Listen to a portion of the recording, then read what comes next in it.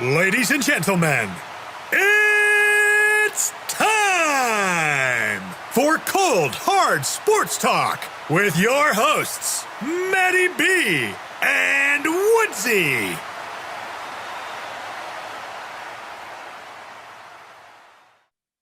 Alrighty, boys, time for our interview today, and this is a good one, fresh off a appearance at the most recent World Championships. We are joined by Brett Perlini, who represented Great Britain at that tournament, and he's played across the world and in a number of leagues. Brett, thanks for joining us, man. How's it going? I'm good. Thanks for having me. And you're currently on quarantine right now, and you're just telling us you're sitting by the lake. So that's kind of, we're kind of jealous a little bit. Yeah. Just got back to Sioux, Ontario straight from Riga. So I had to do the 14 days, but it's nice. Could come back to the cottage. Me and my brother are here, and we just basically working out to pass the time and going for a swim when we can. But it's probably the best place. I think I've got probably the record for quarantines now. I've got about 5, and this is definitely the best spot to be. So pretty fortunate to have that. That's awesome. And I mean, let's get into it right away. You've got kind of an interesting path through hockey, being a dual citizen in Britain and Canada. Maybe just give us a little bit of background on, your path exactly through that and to get us where we are today. Yeah, so basically, I'm a Canadian. My whole family's Canadian, but my dad played. He played his career in the UK, second part of his career, I guess I should say. Finished in a spot called Guildford. Is basically where I grew up. So I grew up playing there until I was, 11, 12. I think I came back. My first year back in Canada was 13. And we would come back to Canada every summer, so I got to get a taste of what it was like, living here. And so that, gave me the British citizenship. And basically came back to Canada. I lived with my aunt and uncle for a few years while my parents were still over there, just to kind of further my hockey career. Because Canada's the place to be. But then I played up until I was 17. Then I got drafted in the OHL, but I chose to go to the NCAA. Went to Michigan State. So I was in the States for 4 years there, and then started my pro career in the ECHL. Played there mostly. Most of my time was in Fort Wayne. I started in Bakersfield, a few other teams in between there. And I think when I was 26, 27 is when I went over to Europe for the first time. Went to Nottingham in the UK and played there for 3 seasons, and then played my last season in Brunico, Italy. So it's awesome to see. And so when you came back to kind of further your career at a kind of, young age, you kind of mentioned 13, 14, you kind of played your AAA there. Just what was it like kind of coming back and playing for, you were essentially almost billeting, right? At a really young age. Yeah. That was obviously an adjustment. And this is back in the time before FaceTime and everything. I call my parents, every once in a while, but you never get to see them. Like, I think like webcams were just coming out, and we would get on that occasionally. But that was tough at first. But it was kind of good because I was starting fresh into high school. And I knew some of the kids through when I come back in the summer and play golf and play soccer. So that made it easier. And I'd skate with them occasionally in the summers too. So it was probably a bit of an easier adjustment than, just going cold turkey to a new country. But it was a lot of fun. It was, as far as hockey is concerned, we always played on Olympic ice. And then coming over here and playing in some small rinks, that was a bit of a difference. but I think it helped my game. I think it helped me be more all-around type player. I learned kind of the skating and playing on the big ice at a young age, and then kind of the battling in the corners, as I got older. So that was good that way.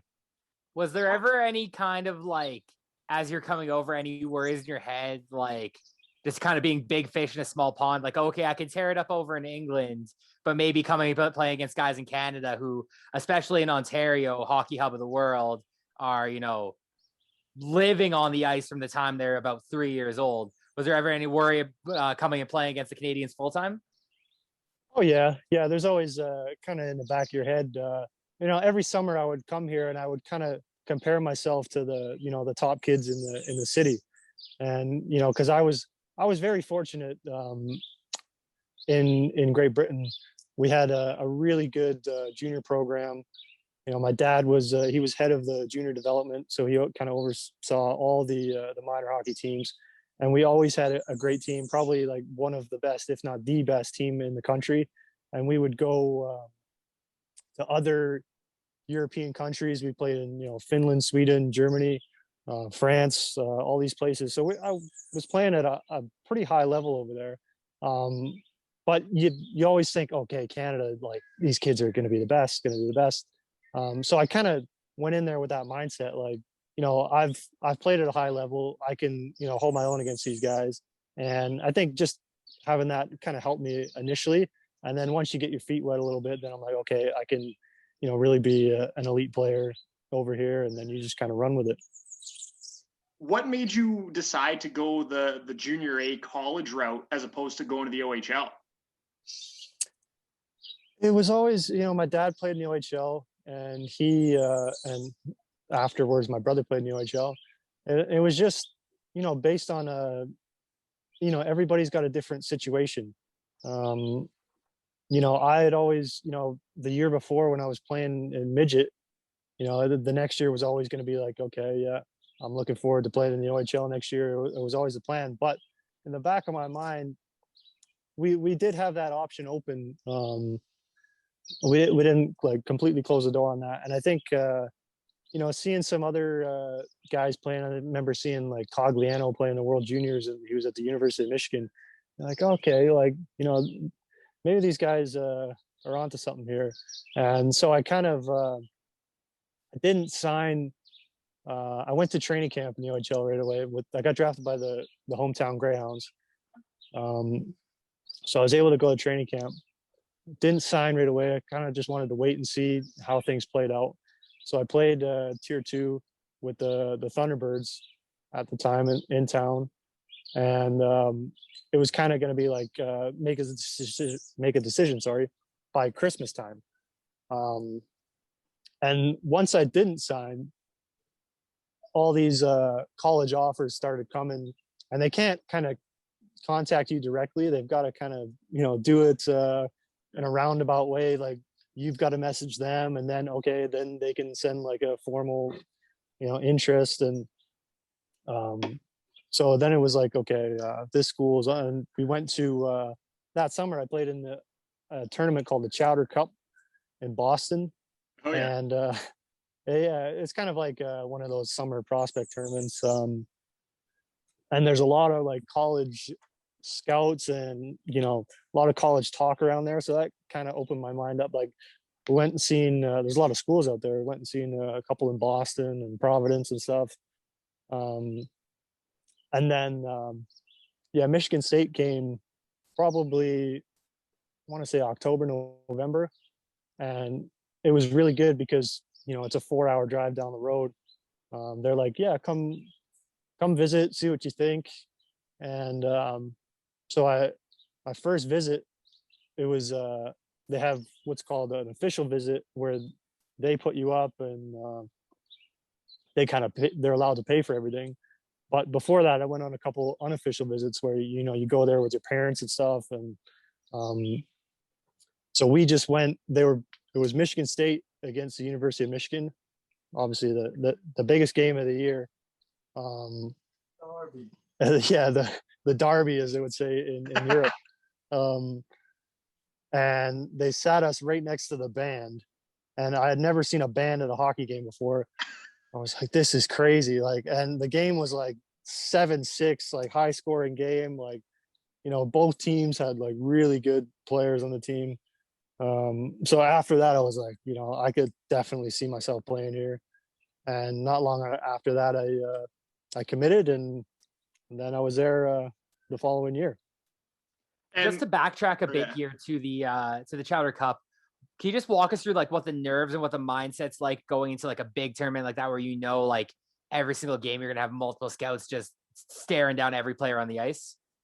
Yeah, I mean, it wasn't. I didn't get too nervous about it because I was already drafted in the OHL, and I wasn't. I was kind of like 60-40 maybe towards playing junior then, so it was kind of like I was at ease, and I had a good tournament because I wasn't really thinking about it too much. And I think that's the key, when you're like, oh, this guy's watching me or that guy's watching me, then you kind of tense up instead of just playing your game. But yeah, I was pretty fortunate then.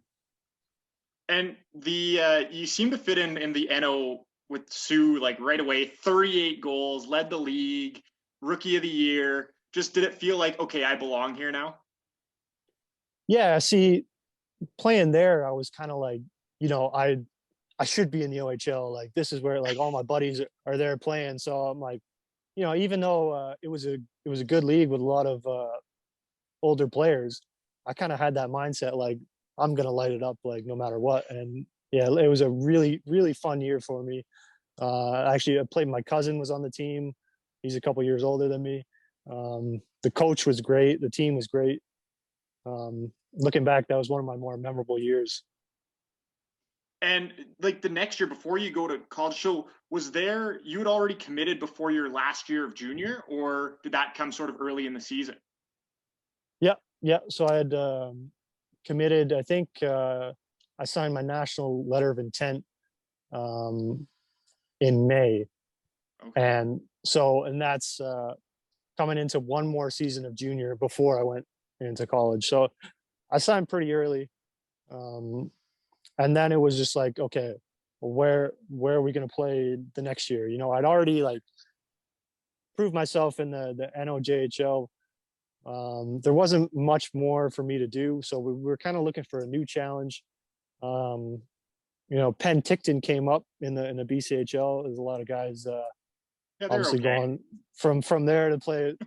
I think they were just building at this time. They didn't have the reputation they do now, but yeah, so that was an option. But that's like, for me, that's another big move. And then we looked at the USHL. So I went for kind of like a tryout, but it was like their mini camp in the summer it was in Michigan actually, for the Ohio Junior Blue Jackets. And I did well, kind of went out there. They're like, this was actually before my 16-year-old year, because they wanted me to play there as a 16-year-old, but it was a new franchise. They were kind of just getting going. I think they were living in Cleveland and then busing to Columbus to play games, and it just didn't seem like they had it figured out yet. So they drafted me in the USHL, and we kind of they kept my rights. And so the following year, like, okay, maybe we'll give this a shot. So went in there, and it just didn't. It wasn't a good fit from day one. Like the team wasn't winning, and I actually got hurt because the big thing in the USHL, they have the fall classic at the start of the year, which is where all of the NHL scouts go, and that's like the big deal. And I got hurt in our first or second exhibition game. Missed the whole fall classic. I remember the coach was like, I'd like separated my shoulder, and he was like, "Oh man, like, are you gonna play? Like, can you play through it? Like Florida's here to watch you." And I'm like, "Oh shit!" Like, like I want to play like badly, but like there's no chance. I'm out like 4 to 6 weeks, and that kind of really set me back, because it was a step up from what I'd played before. But it was just, I found the biggest difference was the style of play from the U.S. to Canada was, and I really noticed it more in college. It was so north south, chip it in, get after it, play 100 miles an hour. Whereas if you look at like that compared to the OHL, they're making plays, they're slowing it down. Like the good players can almost make the game slower, whereas these guys were just, it was a track meet. So that was a bit of an adjustment, and it got to like halfway through the year, and we were talking with the coaches of Michigan State, and then they advised me, we want to get you playing again. Let's get you out of there. And so I ended up going back to the Sioux, back to the Thunderbirds, and finished the season off with them. And yeah, it did pretty well. I think I had like 2 points a game or something. We had another decent team, and we had a good little playoff run. So it was good to finish off there. And I only think I played 16 games because the way the U.S. they backloaded the schedule, whereas in Canada they played most of their games before Christmas. So I only got to play 16 games when I came back. But I was still able to get on the draft list. So I was like really impressed with that. I don't think there had been a player on that team that made the draft list. So I was pretty pumped up about that. Of course, I didn't get drafted that year, but it was just nice to come back after such a tough time the first half of the season. And like going to Michigan State, like you obviously told us about your visit there and just how wild it was. Just talk to us about your time in college there playing for the Spartans. They're like one of the most famous colleges kind of down there. Just how cool was it? Did you feel like a small fish in a big pond at times? Yeah. Like walking onto that campus, it's pretty amazing. There's so many people. It's almost as big as my hometown here. Just all condensed in that area. So it's overwhelming at first, but you get to know the guys, and you're around the other athletes all the time. Like you're really treated like royalty there. They roll out the red carpet for you. You don't get paid or anything, but they make up for it in all kinds of other ways. The apparel that you get, it's a Nike school. You walk in there, there's lockers loaded up with swag and new running shoes. You get probably 2 pairs a year. The gear was something else. So, custom everything. And then just the whole atmosphere there, it was pretty crazy. And the parties and stuff, you really have to learn how to manage your time because you could get you see guys fall into the trap. They get into the party scene right away, and they're like, well, what did I come here for again? Did I come for hockey or did I come for this? So, and then you got school on top of that, which they're pretty strict. You got to keep above a 2.0 graded point average to be even eligible to play. So there's a lot that's thrown at you right away, and I think you mature pretty quick. I definitely learned a lot my first year there. You got any specific stories or memories from your time there that come to mind that kind of stick in your brain? One thing I'll never forget is the welcome week when you first get there is ridiculous. Especially as a freshman. I remember coming in, and one of my first nights, I haven't even like met the team yet. I met some of the freshmen. They're moving into the dorm. I remember my first time there. I'm walking in the dorm, and my roommate is Trevor Nill. His dad is Jim Nill. He's the GM of Dallas now. At the time he was the assistant GM of the Red Wings. And so walking in there, and they're building the loft in the dorm. Like they're putting the bed up by the roof, so it gives you more space in the dorm room. And so we're talking for a while, and then after we get this group text, and it's like, meet us at the MAC house, which is like right in the heart of campus. and wear a plain white shirt. Like, Oh no. This will be interesting. So we're kind of walking. It's probably like a 25-minute walk across campus and this is like, where all the frats are. You're walking past all the sorority houses, and I think there's 10 of us. We had a big freshman class, all walking with white shirts. We look like idiots. We're thinking like, what the hell? And one guy, I guess, is like, oh, do any of you guys know the fight song? We're like, what fight song? Like, what is that?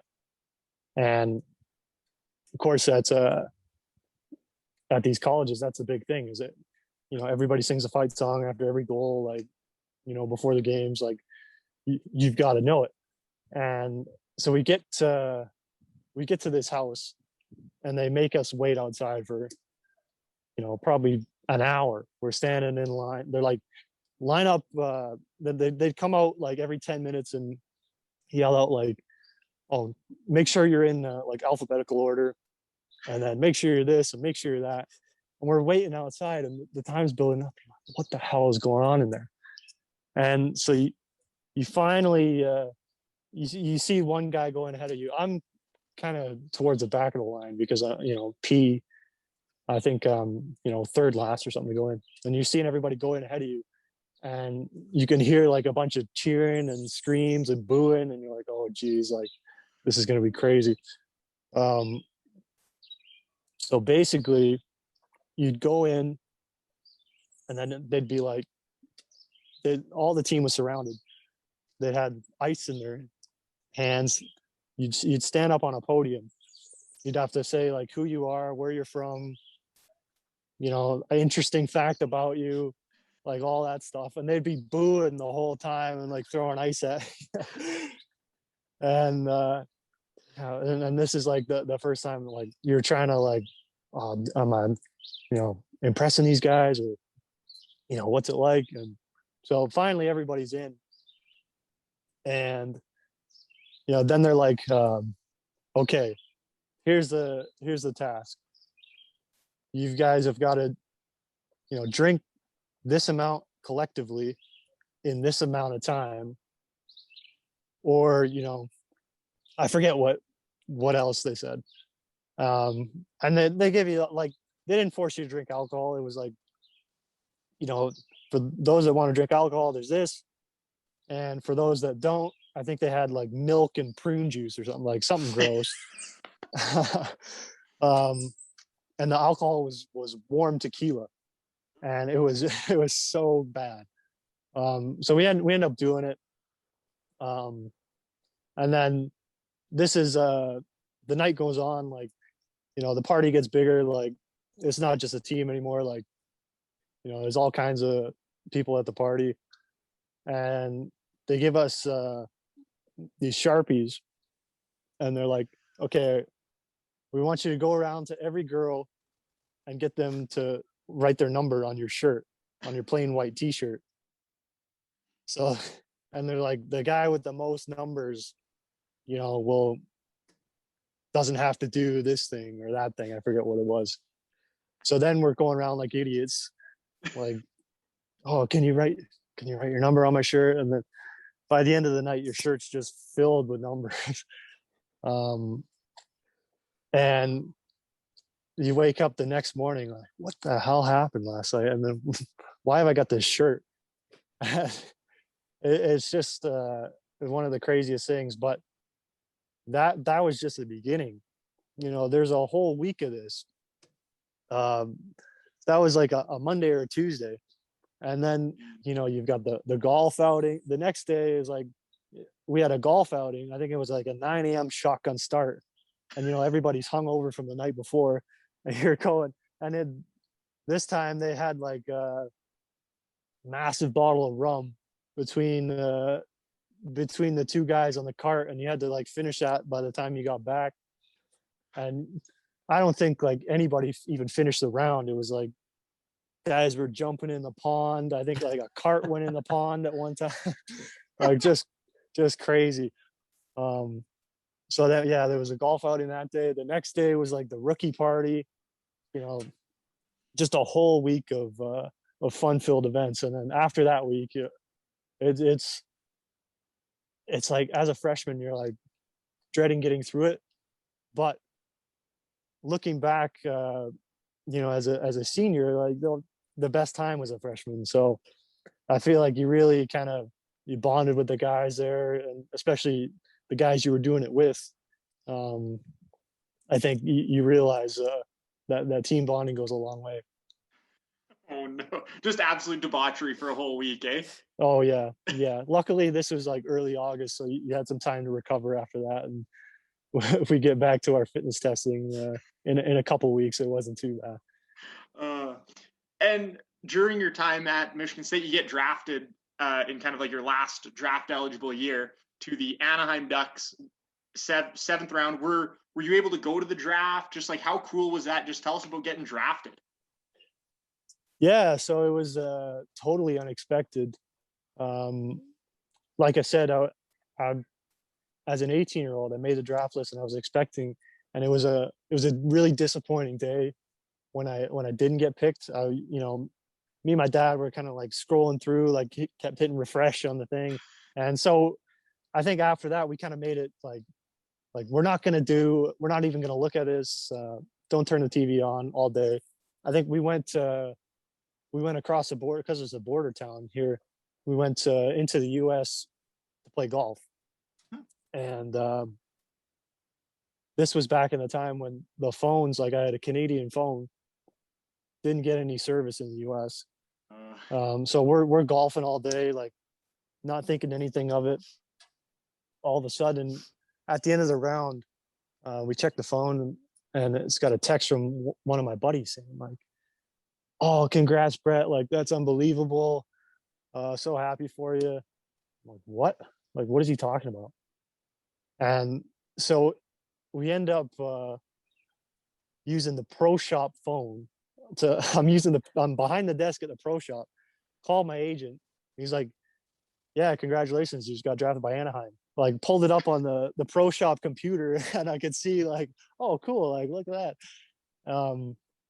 So then that was pretty cool. I was like buzzing on the way back. Get home, get in touch with like the Anaheim guys. They're like, "Yeah, we have a development camp, but we're gonna need you." It was like in 2 days, and I was like, "Oh man, like I got to get like focused up here." So then, yeah, pretty much got drafted, flew out there, did that whole thing, and it was really cool. Just like that, and like you're not even expecting it. So you're golfing, and all of a sudden you're now NHL drafted. Just kind of what a turn of events. Eh? Yeah. It was completely crazy because as a 20-year-old, you don't expect to get drafted. I didn't hear anything like going in, so that was good. Obviously, that year I did get drafted was a whirlwind year. Coming into my sophomore year, was getting healthy scratch at the start of the year. Couldn't get in a game. I think I had 2 games before Christmas, and one of the guys on the fourth line got hurt around Christmas time. We always play that. It's called the GLI, the Great Lakes Invitational. It's always us, Michigan Tech, and then an invite. And it's one of the prestigious tournaments that we play. So luckily, I got thrown in the lineup there. The first game in the semifinals, we beat Michigan Tech 10-1. I think I had the first 2 goals of the game. I think I had like 2 goals, 3 assists or something, like unbelievable game. And then they're thinking like, what the hell? Where's this guy been? Like, he hasn't been playing and stuff. And next night we play RPI in the final, beat them 6-1. I had another like 2 goals and an assist. I end up winning MVP of the tournament. I go from like not even playing, getting scratched, to like, shit, like he's one of our best players now. So from then on, I ran with it. And it wasn't just opportunity. Like I was busting my ass. Like, the times I was getting scratched, like I wasn't just like sulking around. Like I was like, fuck this. Like I'm going to show this coach, like and doing all the extra stuff. And so it was pretty rewarding, like to finally have that pay off. And I think I played the rest of the year on the fourth line, but we were getting good minutes, so I was able to put up good numbers. Like, and looking back, like it was pretty damn good numbers with like no power play, like no extra this, extra that. So yeah, and then to cap it all off, getting drafted that summer was really cool. Did that feel like almost like the turning point? Because obviously after that, if you look at your numbers, things just kind of took off from there. Was that kind of just like the switch that you needed to get kind of like the monkey off the back? Yeah, definitely.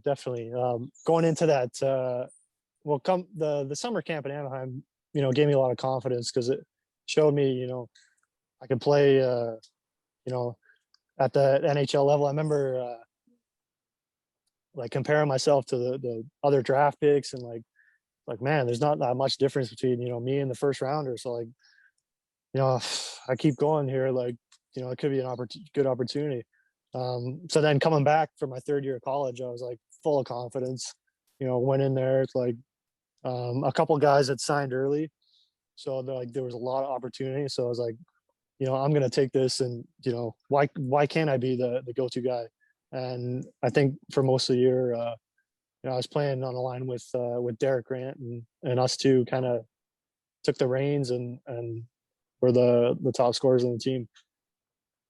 And getting to like the end of your college career, what was kind of the thought process in your head, like heading into your senior season and kind of after your senior season, kind of deciding to go pro, and like what were kind of the options and the thoughts that you were thinking of as you kind of finished college?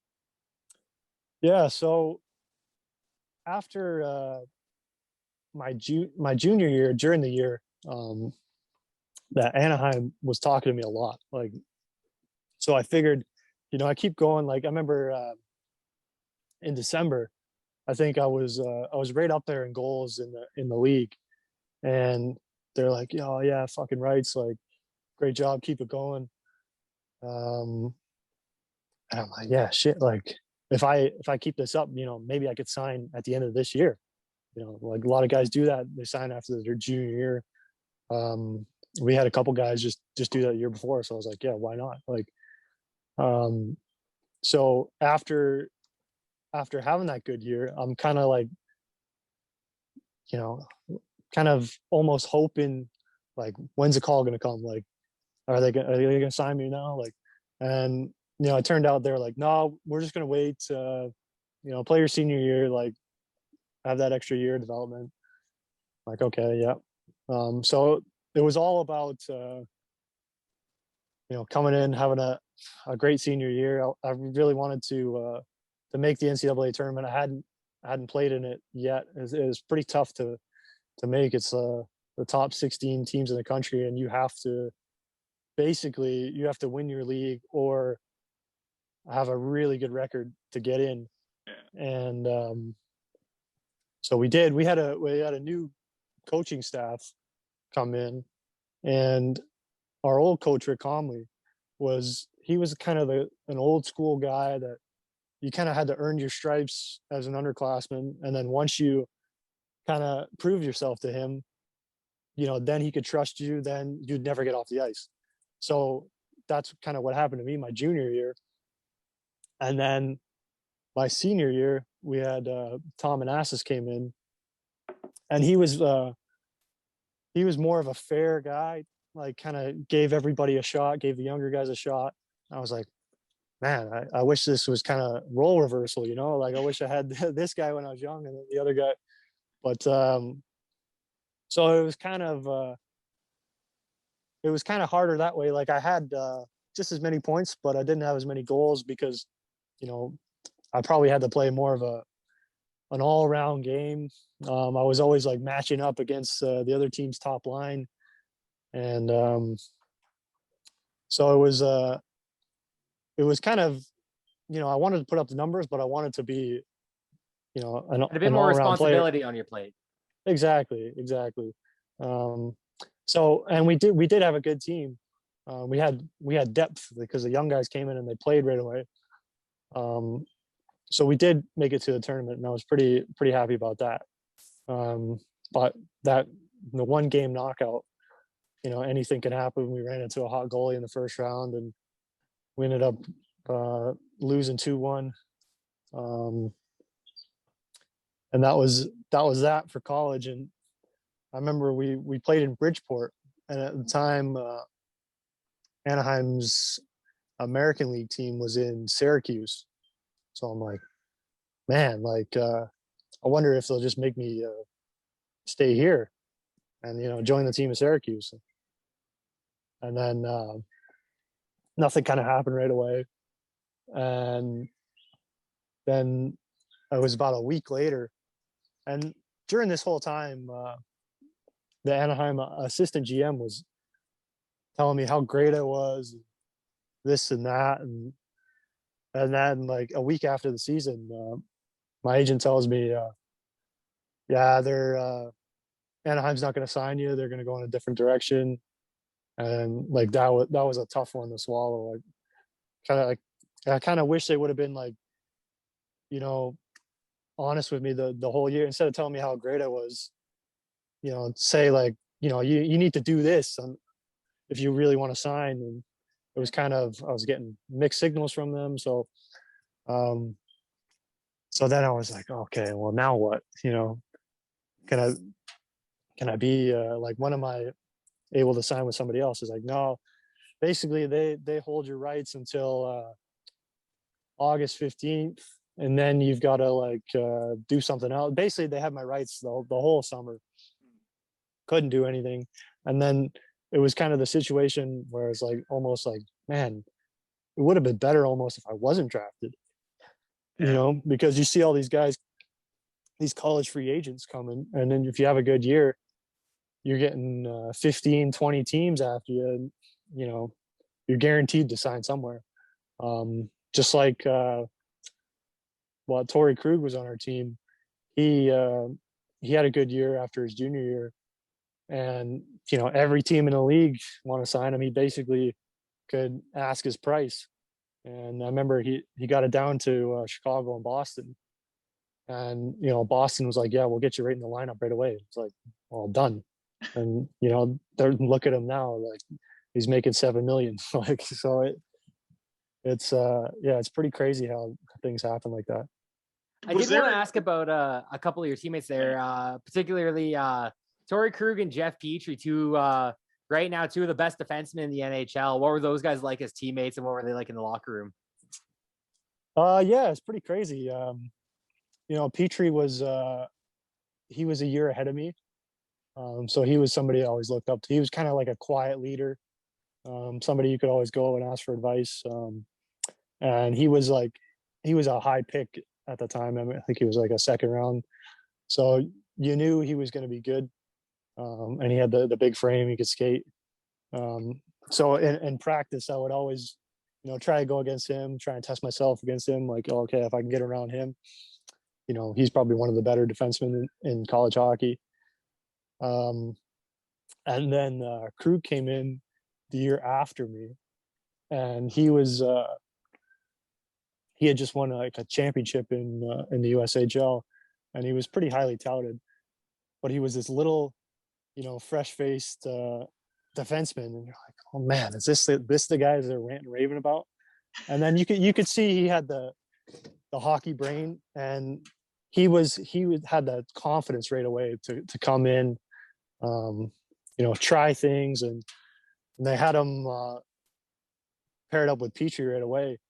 And, you know, those guys, they made a lot of mistakes, and at times you're like, man, like, you know, are these guys like you know, the real deal? But I think like they, you know, they had that confidence to go out and try things and be offensive, and they kind of fed off each other, and, you know, it worked out really well. And after Jeff had signed, Torrey he took his game to the next level. Like, a lot of guys thought, oh, you know, he's not playing with Petrie anymore. Will he be the same? And, you know, he just had this like swagger about him. Like, you know, I'm gonna go. And he had kind of a chip on his shoulder too about he didn't get drafted. You know, wasn't being talked about.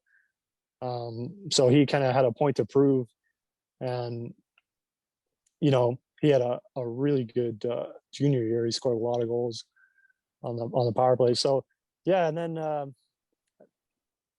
both good leaders, both good in the room. Krug he was named a captain as a sophomore, which is kind of unheard of. So you could tell he had those qualities about him.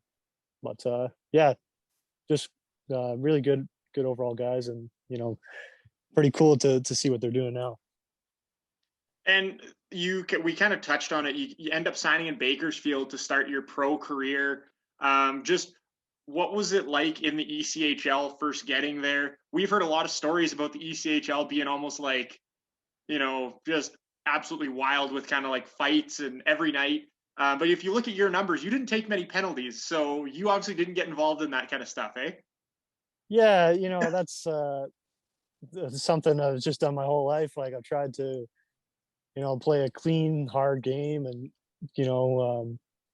one of the first things coming in was, we had a lot of tough guys.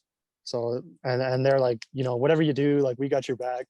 Don't worry about these guys. We'll take care of them.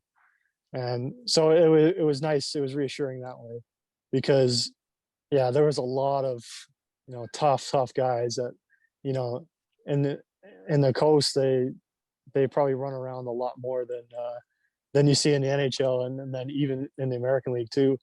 You probably get away with a lot more. Like one of my, first experience, my first game was in San Francisco in what's called the Cow Palace. I don't know if you guys remember it. The Sharks used to play there back in the 90s. And it was basically like an old, they used to have like farming shows there. And you can kind of still smell like the farm smell. The dressing rooms are like up on the same floor as a concourse. So you got to like walk down the stairs to get to the ice. And I remember I think he was our assistant captain at the time. He's like, "Welcome to pro hockey. This is what you've always dreamed of." And I like couldn't tell. I think he was serious, but I was thinking in my head like, "Holy fuck! Like, this is pro hockey. This is what I." But no, it was a fun experience. Pretty crazy though. 7 games in, I'm coming down the wing. Guy hits me. I run right into the net. Hit my face into the net, and I'm shaken up, and I stay on the ice, but I'm like, oof, like, I'm seeing stars and stuff. Get back to the bench, like like I tell the trainer like, there's something wrong. Like, sure enough, I broke my jaw. So I was like, oh shit, like, now what? Like, so we go in there. The guy's like, yeah, you're gonna have it wired shut for like 6 weeks. I'm like, oh shit. I'm in California, like, 3,000 miles from my family, thinking like, holy man, how am I going to survive out here? So I basically had that. I think I ended up losing like 12, 15 pounds, because it basically was I'd have like 2 or 3 like protein shakes or smoothies, because couldn't get anything. And it's like sneak like pieces of chicken around the back of my teeth into my mouth and try and swallow it that way. But it was, and then like my roommates and stuff would have pizza out, and you'd be smelling that and be like, oh man, like, this is torture.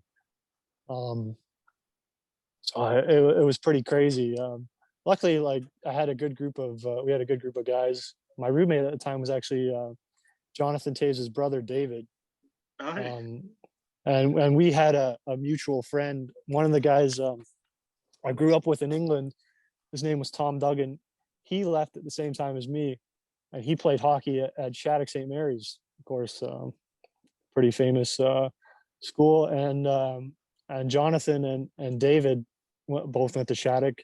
He was roommates with my friends, so it was nice. We had a common friend there, and then so we hung out a lot, and a couple other guys we were tight with.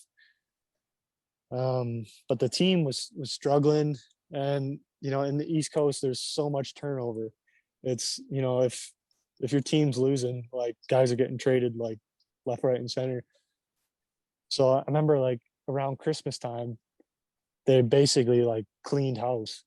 All these guys like David and it was Levi Nelson and Zach Cohen, all my good buddies, all gone within like 2 weeks. I'm like, holy shit! Like, what is going on? I'm back on skates, but I can't really. I'm having concussion problems too. I think part of it was, where they wire it shut and they kind of like drill into your mouth, and it was giving me all kinds of headaches. So I'm like, out of it, like not even close to coming back. And I remember I was practicing with a full mask on, and I wasn't even close to like taking contact and stuff. And Anaheim had actually sent a guy. They had sent a guy out, and he came on the ice and like help push pucks around, and he kept asking me like, "Oh, like when are you in? Like, are you coming back?" So I'm like, "Shit!" Like they're still paying attention to me.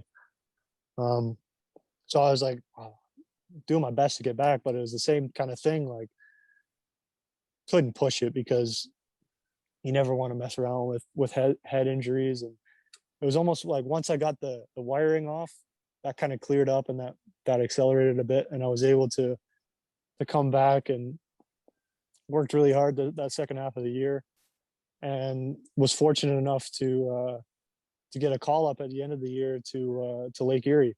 So that was again, that was kind of rewarding, considering I missed so many games. How cool was that to kind of get your shot in the A? Yeah, it was very cool. It was a very professional organization. We're playing at the Q. I don't know what it's called now. Actually, it's the same arena the Cleveland Cavaliers play. LeBron James is walking around. You're kind of going from out in Bakersfield where you think like nobody's watching you to okay, all of a sudden we're in the mix. And my first game was in Toronto against the Marlies. So my parents they were in Detroit at the time. They drove up. Got to. I think my brother was there too. So they all got to see me play my first game in there, and yeah, it was pretty cool because my dad has his name. Every Maple Leaf that had played, I think it's in the system. Started in the American League and graduated to the Maple Leafs. They all have their name up on the Enrico Coliseum. So it was one of the cool things. I'm skating out there and warm up, and I see my dad's name, and yeah, it was a special moment. As far as looking back, I did everything I could. The opportunity just, it was fourth line minutes. You really got to hope you get a goal early, and then you get more ice time and generate from there. But that wasn't the case. But it was still a really good experience. Got a taste of it. Heading into my second year pro. And just going through your time in like the East Coast League, you play Greenville, Toledo, Fort Wayne a little bit. Just like going through that time, it was a bit of a grind, I would assume, going through the ECHL like that for a few years, eh? Definitely. Some of those road trips, especially on Greenville, like that South Division. I think the closest team is like 3 hours away, and you're always on the sleeper bus. So like you're 10 hours here, 10 hours there, bussing all night. You wake up pregame skate and you got to play that night. It's like, how the hell? And then like so many 3-and-3s, 4-and-5s, and you're just like you're on a Sunday after a 4-and-5, like thinking like, what the hell am I doing?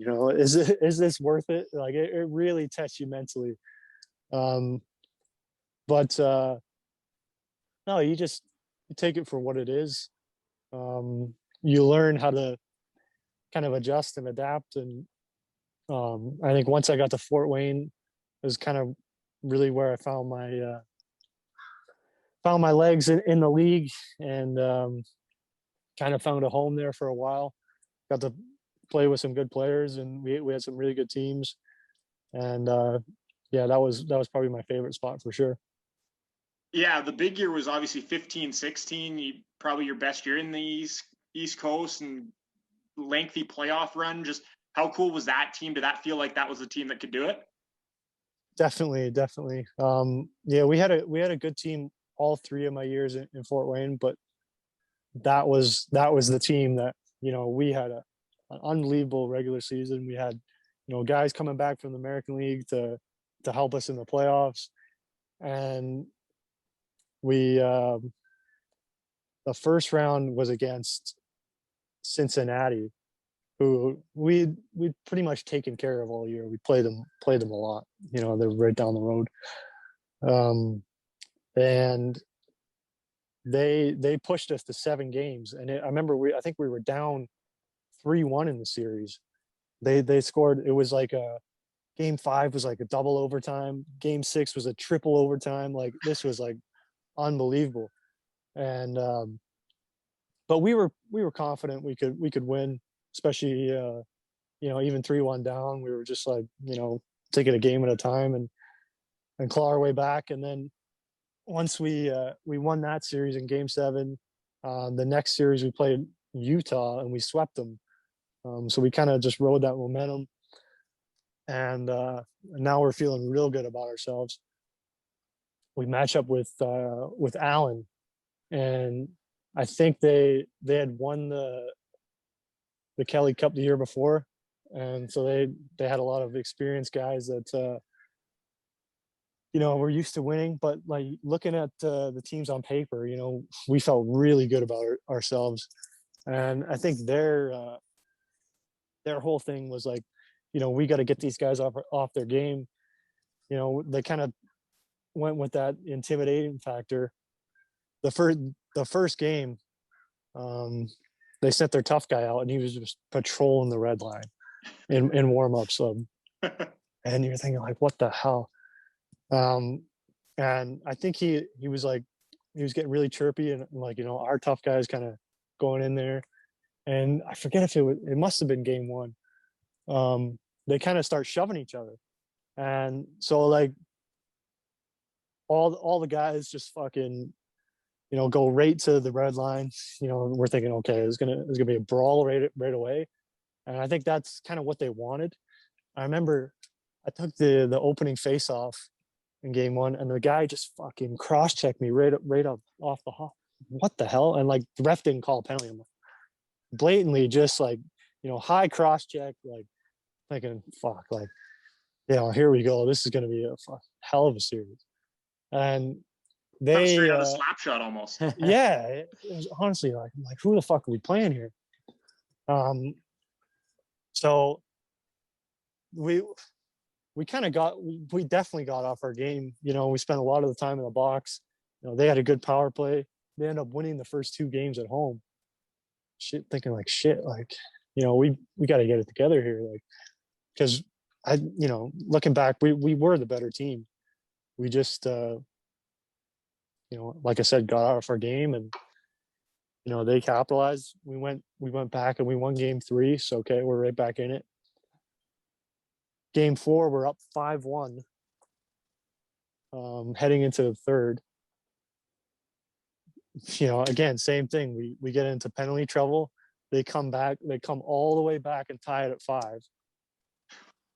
They end up winning in overtime. So it's like, good. Like, we go from tying the series, 5-1, easily tying the series, to now we're down 3-1. Like, we're in one here. And, sure enough, they go on to win the series. I think they went on to win the cup too. So that was, it was very disappointing, because that was a team that definitely could have gone all the way. And just kind of as you played through your ECHL years, when did you kind of think about going back over to Europe to play? So the next year, after that year, I was planning on signing back in Fort Wayne. Around June, they kind of get the contract negotiations started. So I get a call from the coach, and I think it was around this time, because it was a day before my birthday. So I'm thinking like, okay, like, they're just calling, contract negotiations, and I'm like, oh, hey Grammer, how's it going? Like, what's going on?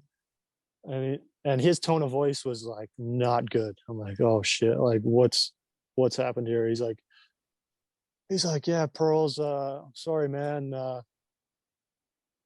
We made, because what you do in the coast is you make, sometimes you make futures trades.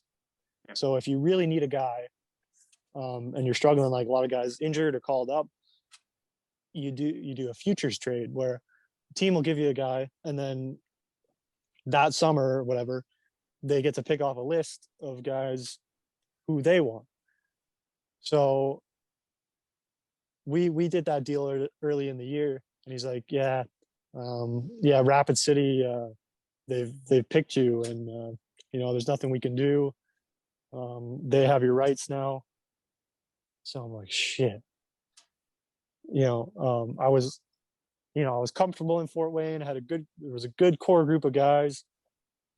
Made some friends in that city. Didn't want to leave, and so right away, that's when it clicked in. Like, maybe I should go to Europe.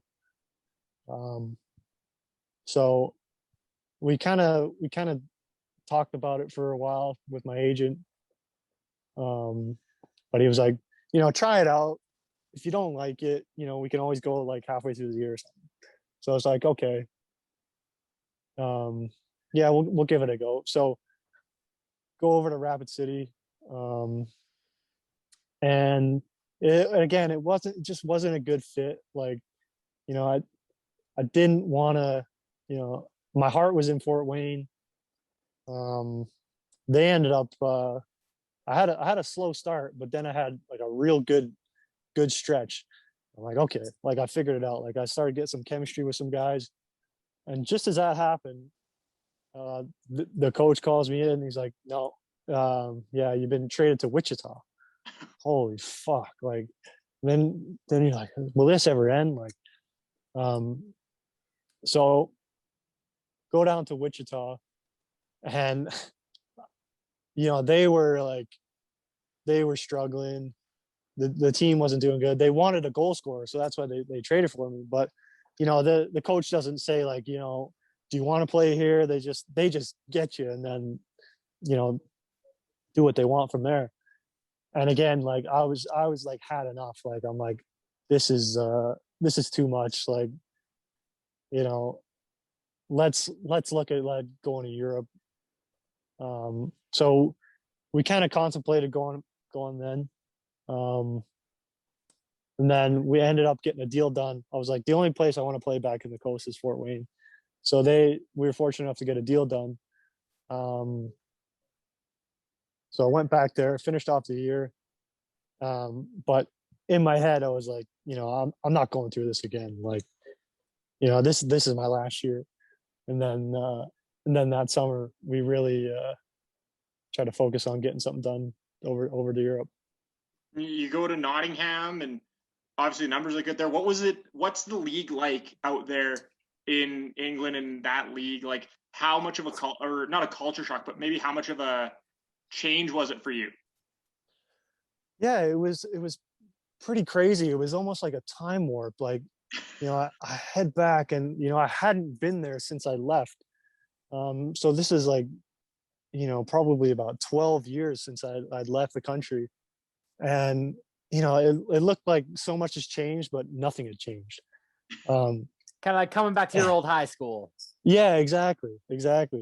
So like, and Nottingham was kind of like a last minute thing. Like, I was talking to some other teams before that, and I thought Belfast was looking good, and then all of a sudden it was like yeah, Nottingham's interested. I talked to the coach and I signed the next day. So it was like a quick thing. So I didn't even like really like look who was on the team and stuff. And there were so many guys that I had played with in minor hockey there. So it was like, walking into that room, it was like it was immediately comfortable for me.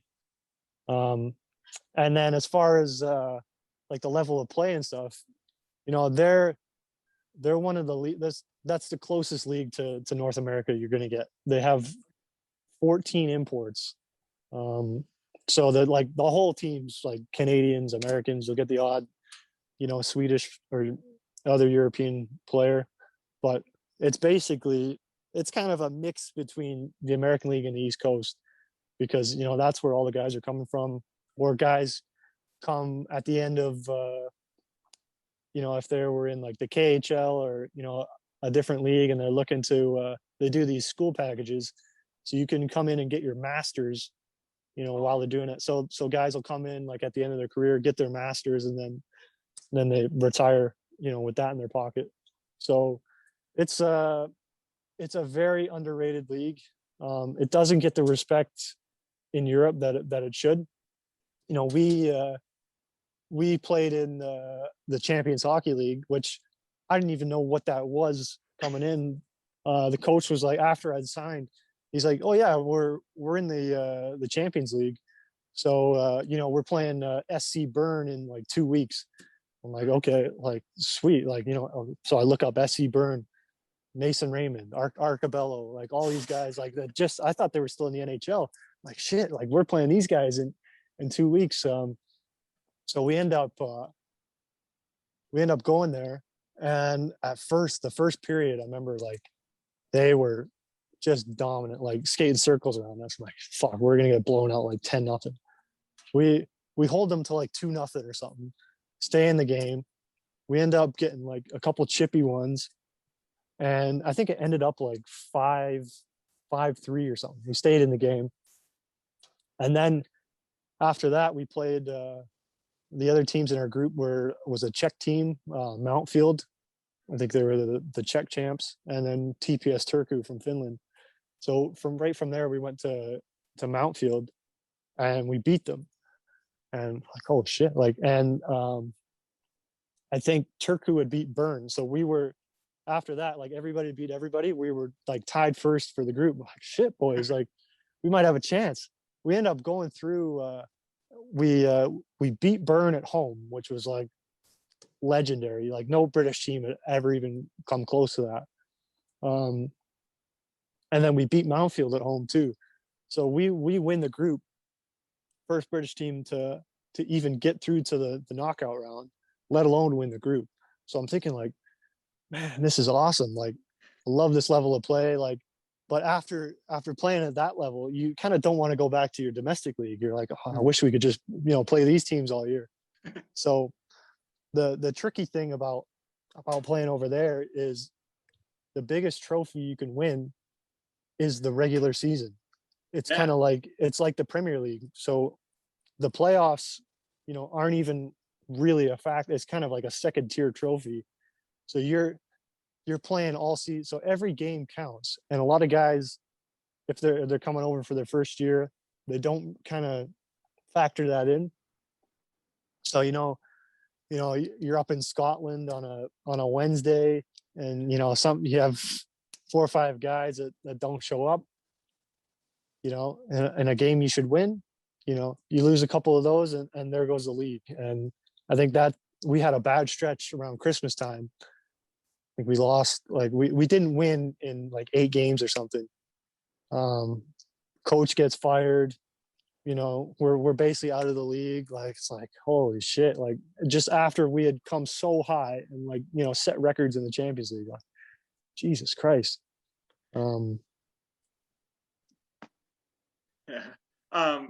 So that same year, you guys, you managed to get your first taste of the international stage playing with Great Britain. Like, did you ever get the chance to do that before, or is there like some rules around that? Like, how did this all come about to play for the national team? Oh, it was, they would always message me every, springtime, summer, like, hey, what do you think about playing on the national team? Well, but it just playing in North America, it just doesn't work because the season goes longer. I think you finish the regular season like end of April. If you go to playoffs, like there's no chance you're making it for those tournaments. Especially when they were in the lower divisions, they play like each division lower is a week or 2 weeks earlier than Pool A. So I always said, like, I'll play if I'm in Europe. It'll be easier for me to play, and I'll give it a shot. But while I'm in North America, there's no way. So that's one of the first things they asked me when I got over is, are you going to play on the national team? So I was like, I guess I am. Like, let's give it a shot. So we the team had just got promoted from, I think it's called Division I Group B. They had hosted the year before in Belfast, and they had won the gold medal. So they just got promoted. So we're the last ranked seed going into this tournament. This is Division 1A, it's called. So it's us. Slovenia is the favorites. They had just done really well in the Olympics. Oh, yeah. There was Poland, Italy, Kazakhstan, and Hungary was the hosts. So, all these guys, like I'd never played international hockey, so I'm looking at these countries like Kazakhstan, like who the fuck have they got? Like, and like they're like Slovenia's got man, Kopitar, and that's about it, right? Yeah, and like Kopitar wasn't playing, so I'm like, come on, like you can't tell me these teams are that good. And they're like, no, man, like Kazakhstan's got this guy and that guy. And I'm like, come on, like. So I kind of like went in, and I think if anybody does that, you're kind of not putting them up on the pedestal. Like I'm like, these guys gotta prove it to me. They gotta play me. So I'm coming in pretty confident. And even though we were the last ranked team in the competition, we played Slovenia right away. And I remember watching the pre-scout, and it's them against USA in the Olympics. I'm like, oh fuck, like, and they're buzzing. Like all these teams, like we played a couple of the Slovenian club teams. They all play the same way. They skate like crazy, and they'll just fire the puck from anywhere. So like playing against them, you're like, whoa, man, like these guys got some skill, and they outshot us quite a bit that game. But we played. They were all perimeter, and we played like a grindy game. Got in tight. Was around the goalie. I think I scored my first goal. It was the first goal of the game was on the power play. I got a nice pass backdoor, tapped it in. So it was nice to get that kind of first goal for GB out of the way. And we end up hanging on, and we win the game 3-2. So then it's like, okay, the last place team just beat the top seeded team. This tournament's like up for grabs. So then like everybody was beating everybody. And, we're all coming off such a high. We play Kazakhstan the next day, and we got rinsed like 6-1 or something. Like, yeah, it was like, we didn't play that bad. They showed up. They play a really like a different game, like a one-on-one, that Russian-y skill game. And it didn't match up well for us at the time. So we're like, oh shit, like back to reality. So then I think we play Poland, who Teddy Nolan was the coach. And, Teddy's from the Sioux. I skate with son Jordan in the summer. So I'm like, oh, I gotta beat his team, So we end up, they played us pretty hard. I think it was like a 3-1. We beat them. So we're like back in contention, because the top two teams get promotion. So, you're shooting for those top two spots. And then we play the Italians. And of course, my Italian heritage, like, okay, yeah, I got another chip on my shoulder. Like, we got to beat them. So I had a really good game, scored 2 goals against them. I'll remember that one for a long time. We beat them, and now we're first in the group heading into the last day. But all these other teams are beating each other. So it's not like a clear cut, like who's going to be 1-2. So going into this last day, we're playing the hosts Hungary, who are getting like, there's no fans at any other game apart from their games, and they're getting 15,000 fans, and it's just like insane difference in atmosphere. So the game before us, the Italians were playing Slovenia, sorry, and they were tied with like 2 minutes left. The way it worked is if they tied, both of them were out, and we automatically went through with Kazakhstan. So I'm like warming up, trying to get ready for the game, watching the end of this game, and for them, they obviously don't want to tie. Like each team doesn't want to tie. They're like, we might as well go for it. Only time I've ever seen this in hockey. Both teams pulled their goalie and went 6 on at the same time. So it was like they would come down one end and everybody would be screaming like, oh, and then the guy would make a save and it'd be back down the other. It went like back down like 3-4 times before somebody actually finally scored. And the Italians scored with like 10 seconds left. And we're like, fuck. Because this throws a wrench into it. Like for us now, we have to get at least a point. Otherwise we're out. So it goes from like, we had it in the bag to like, fuck. Now we're playing the host team. They're fired up. If they win, they go through. So it's like, holy shit, boys. Like we're gonna have to bring it. So they come out buzzing, and they get a early 1-0 lead, and the crowds, they got so many cheers and stuff. And we end up tying it. And then I think they pulled ahead 2-1 after that. And it was like a weird feeling. Like we had this kind of calm sense of confidence. Like, we're going to do this. Like, just keep at it. It's going to go in. So it gets down to the last minute. We're pulling the goalie, and it was like things just happened in slow motion. And so my line mate at the time, Robert Farmer, gets a puck in the corner. He's bottom of the circle on his strong side, like terrible angle, just fired it at the net. And the goalie like wasn't expecting it, kind of playing it off the post. We see it trickle in, and that puck going in, like we just went absolutely nuts. To tie the game at 2, like it was like, the biggest celebration, because we just needed that point to go through. So the entire bench is jumping, screaming. And it's like, this is with 15 seconds left in the game. Then it's like, okay, shit, like, we're still going to have to see off this game.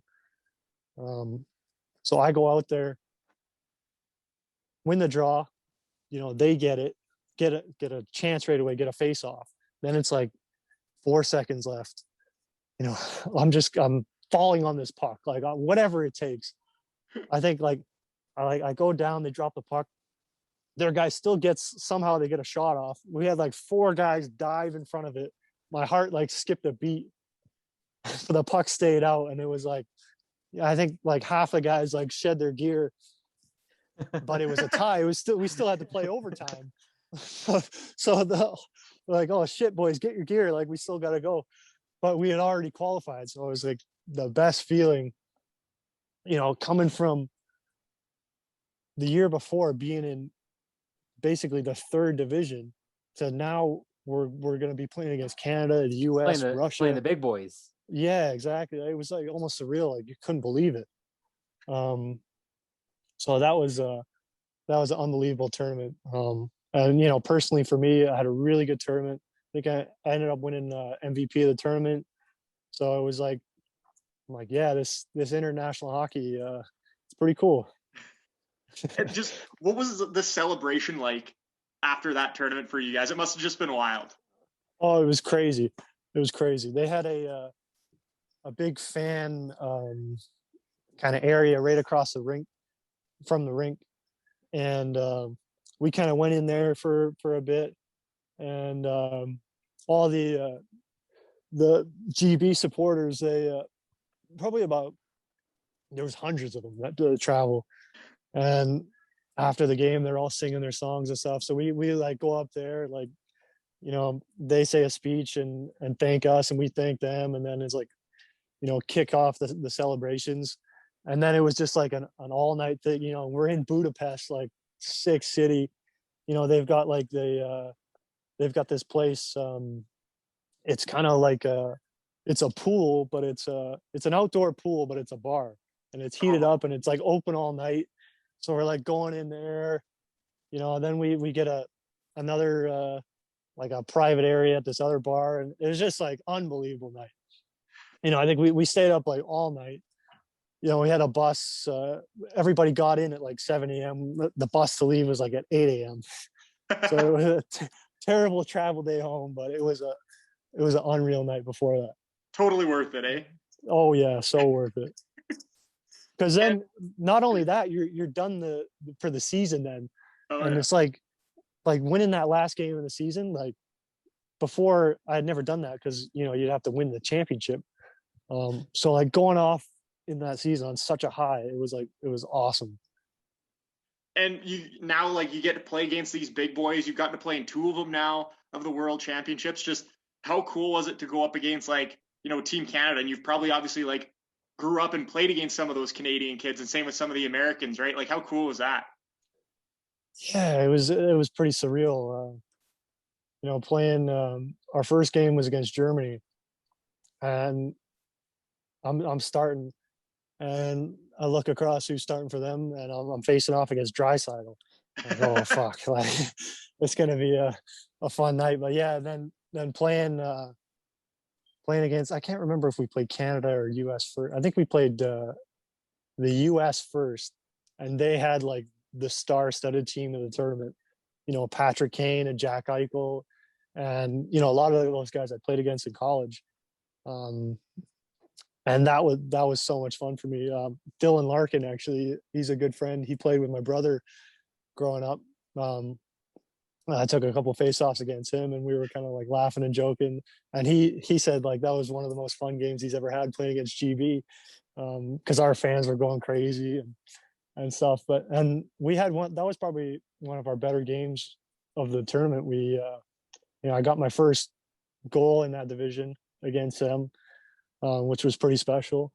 And I think we ended up losing 6-3. We were in the hockey game. Respectable. So that was, yeah, respectable for sure.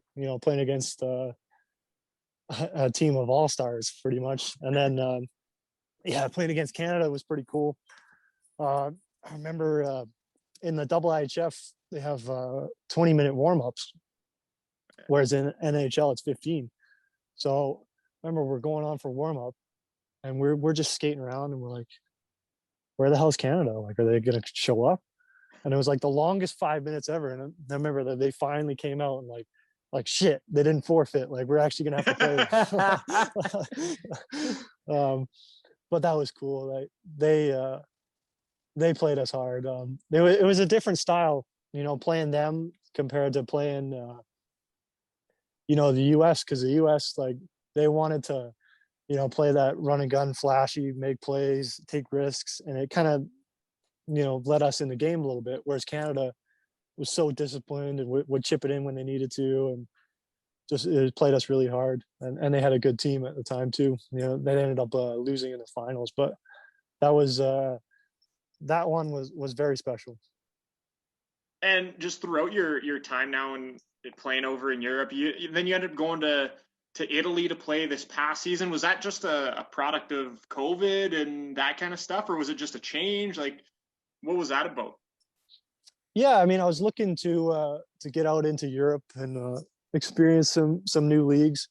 So, that was kind of on my radar. And then COVID happened, and I kind of knew the British League wasn't going to start pretty early. So that kind of almost made it easier to make the move. And then, so we had a couple of things lined up in the DEL2.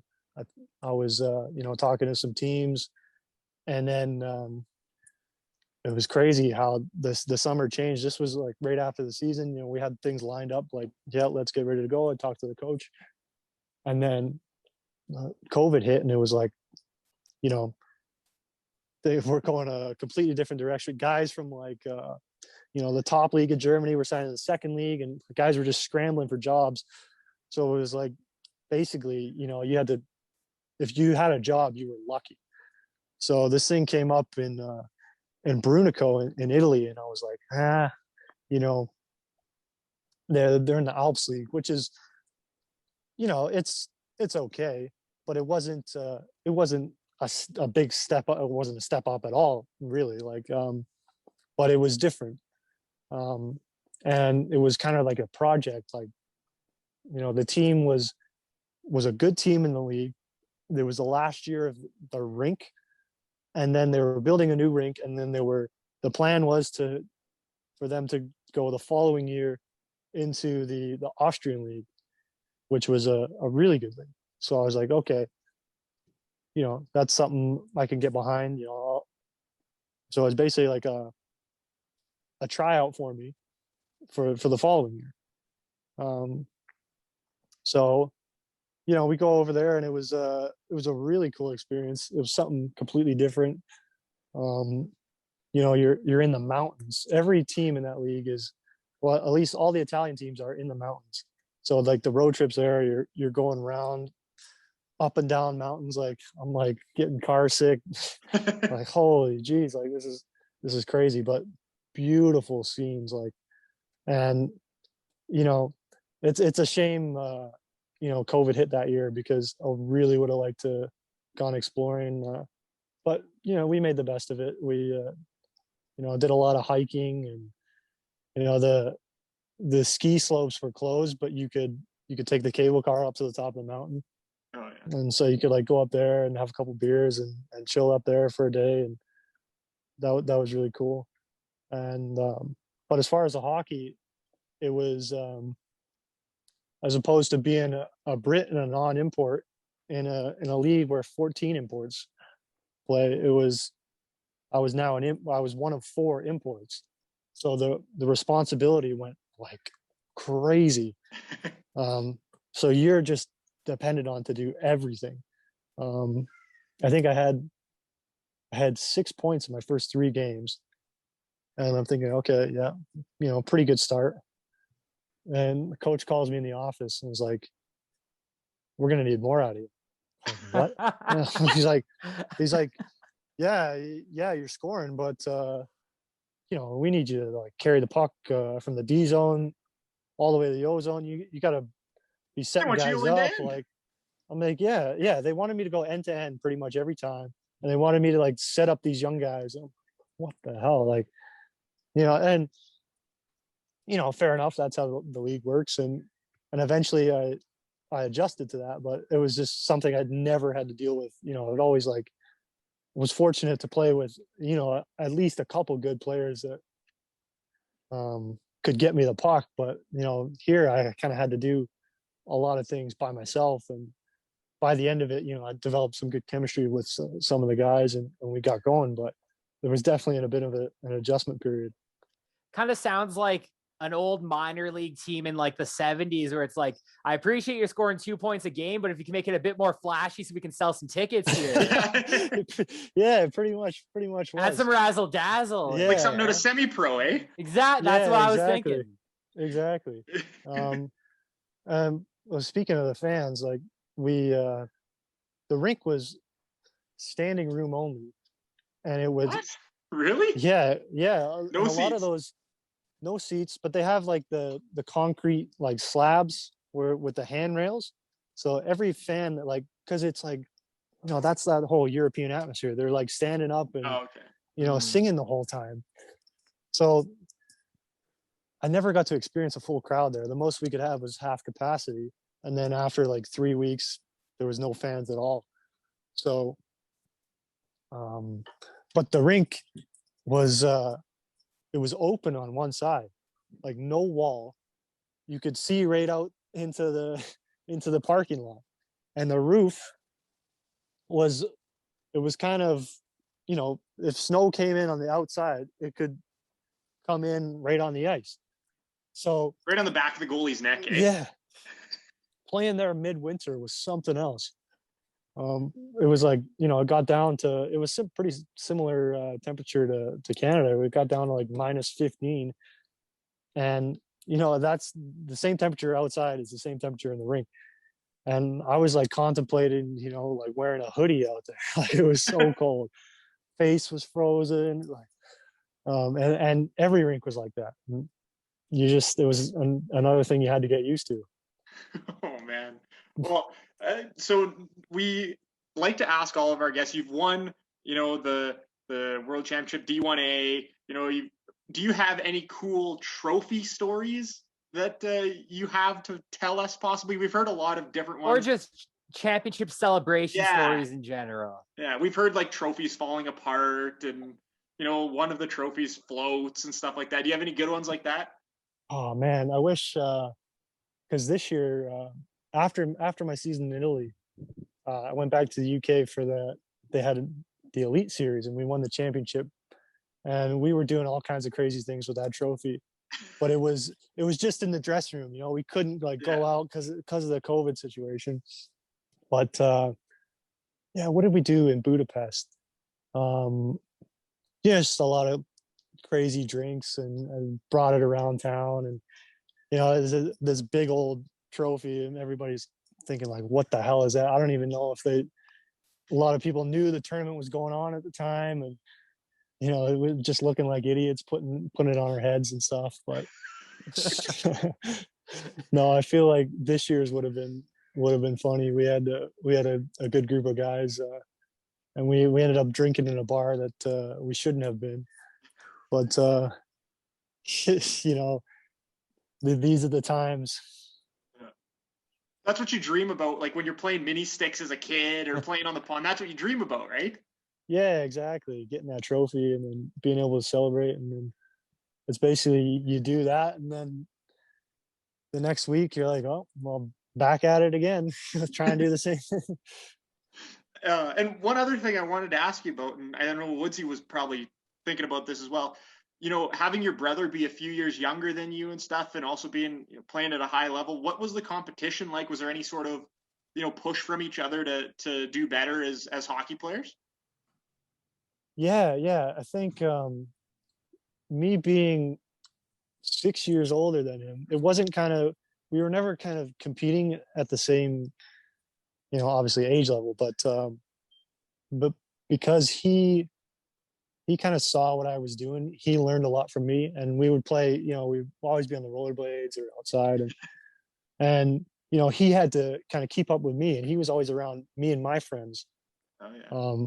So it was always like, and as I go along and I'm learning, I'm telling him like, look, don't make this mistake. Like I did this, do that instead. And credit to him, he listened and he took that advice in. Do as I say, not as I do, right? Yeah, exactly. So even like all the adversity and stuff that I'd been through, like he had seen firsthand how to deal with that, and how to what works, what doesn't, and he kind of took that upon himself.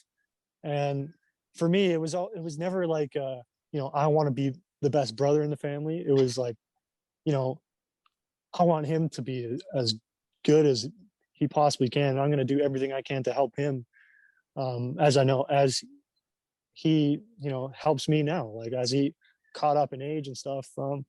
Obviously, and I'm playing in AHL, there's tons of things that we go back and forth on now. That's it makes it a lot easier, going through this journey with somebody else who's doing the same thing. Now, if you were to like put a number on it, what percentage of the credit would you give yourself for him getting drafted 12th overall? Probably about 97%. That's a fair number. Yeah. No. I mean, he's got that work ethic, and all credit to him. He put the time in and the dedication, and he is where he is because of him. Not I like to think I helped a little bit along the way, but our families, we're incredibly lucky to have a hockey family that looks out for each other. Now you can't see this because this is, an audio podcast, but Brett Perlini is standing very menacingly behind you as you say that. Yeah. That was definitely not a coerced speech there. That was of his own volition. Is he out there quarantining? Oh yeah, he's lingering in the background here. Yeah, we heard him. We heard him a little bit earlier. At one point there. Yeah, they're asking about you, Bubs. Can you see him there? Oh yeah, there we go. There he is. Look at him. Have you ever seen a guy that jacked before? See, now we gotta get him on for the follow up, and then we'll have both of you on together. Yeah. We'll have to have him defend himself, right? Yeah. Brett, Woodsy, do you have any other questions? No, that's good for me. Yeah. Brett, I mean, we appreciate your time, man. This was a lot of fun. I guess. Do you have any other stories that you want to get off your chest and tell Any us? last highlights of your career, memorable moments? Oh man, I think we've gone through the whole thing, haven't we? Yeah. It's been a lot of fun. I love doing podcasts, and you guys have been great. So yeah, thanks for having me. Yeah, this was a lot of fun. We appreciate you taking some time, and I'm glad we could kind of give you something to do while you're quarantining right now, right before your birthday this is as well. Perfect.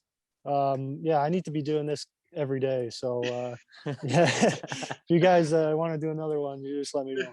Well, this is going to come out. Hurry up! I need my chef back. Yeah, I gotta do chef duties as well around here. So multiple jobs. I need my chef back. Let him go. Oh man. All righty. Well, that'll about wrap us up here. Thanks again for coming on. Stay safe, and we'll definitely be in contact. Get you on again here sometime soon. Also, happy birthday, because this is going to come out on your birthday. Oh, perfect. Yeah. No better birthday gift than that. Exactly. Thanks, Brett. We appreciate it, man. Cheers. All right. Thanks, Cheers. guys. Take care.